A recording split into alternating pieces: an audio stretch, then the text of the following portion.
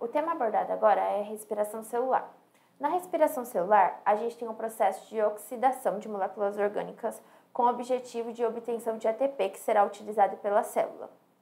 Na respiração celular, possui 3 etapas: via glicolítica, ciclo de Krebs e fosforilação oxidativa. Em relação à via glicolítica, é importante a gente saber que ela não depende de oxigênio para acontecer e ela acontece no citoplasma da célula. Ela é composta por 10 reações, sendo subdivididas. As primeiras 5 reações são aquelas em que chamamos de fase de investimento, em que há consumo de ATP. Principalmente naquela em que, a partir da glicose, é adicionada um fosfato, dando origem à glicose 6-fosfato, e além disso, naquela em que há a adição de outro fosfato, dando origem a 1,6 fosfato. Além disso, a gente tem que saber que as 5 outras reações seriam as reações em que há a formação de ATP. Então, na via glicolítica, a gente tem o consumo de 2 ATPs, tendo como formação 4 ATPs.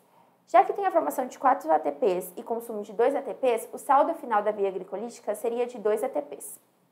É importante a gente saber que a primeira enzima é a oxacina e a terceira enzima é a fosfofrutossinase 1, que seria a primeira reação e a terceira reação, elas são aquelas em que há consumo de ATP. Aqui está o saldo da via glicolítica que a gente pode observar, que é 2 ATPs, 2 NADH, 2 mol de H2O e a mais importante, que é a molécula de piruvato. Então, seria uma molécula de glicose dando origem a 2 moléculas de piruvato. O piruvato contém 3 carbonos cada.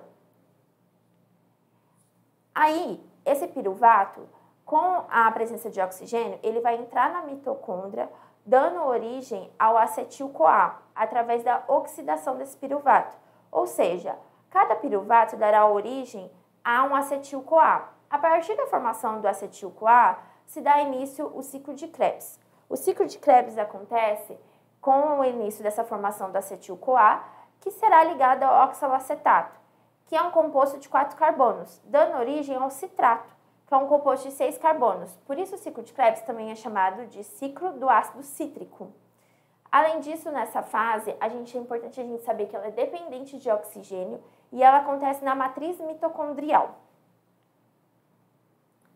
Nela, cada piruvato vai dar um saldo de 1 GTP, 3 NADH, 1 FADH2 e 2 dióxido de carbono. Já que cada piruvato dá isso, lembra que a gente tem 2 piruvatos, então a gente multiplica sempre esse saldo por 2. É importante a gente saber, então, que no ciclo de Krebs, esse citrato, também chamado de ácido cítrico, ele perderá 2 carbonos durante esse ciclo. Lembrando que, como é um ciclo, o produto final seria o malato, dando origem novamente ao oxalacetato, que vai entrar novamente na mitocôndria, recomeçando o ciclo. E por último, a gente tem a cadeia transportadora de elétrons, que é onde acontece o transporte dos elétrons, originados no NAD e FAD. É a fase em que demanda de oxigênio também e ocorre no interior da mitocôndria. Nessa fase, a gente tem os elétrons sendo transportados por cadeias, tendo como receptora final o oxigênio. Essa é a fase que mais dá origem ao ATP, sendo nela a formação de 28 ATP. Então, retomando, a gente sabe que na glicólise dá origem a 2 ATPs, no ciclo de Krebs, 4 ATPs e na fosforilação oxidativa, que seria a fase que mais há a formação de ATP, são 28 ATPs, totalizando 32 ATPs na respiração celular.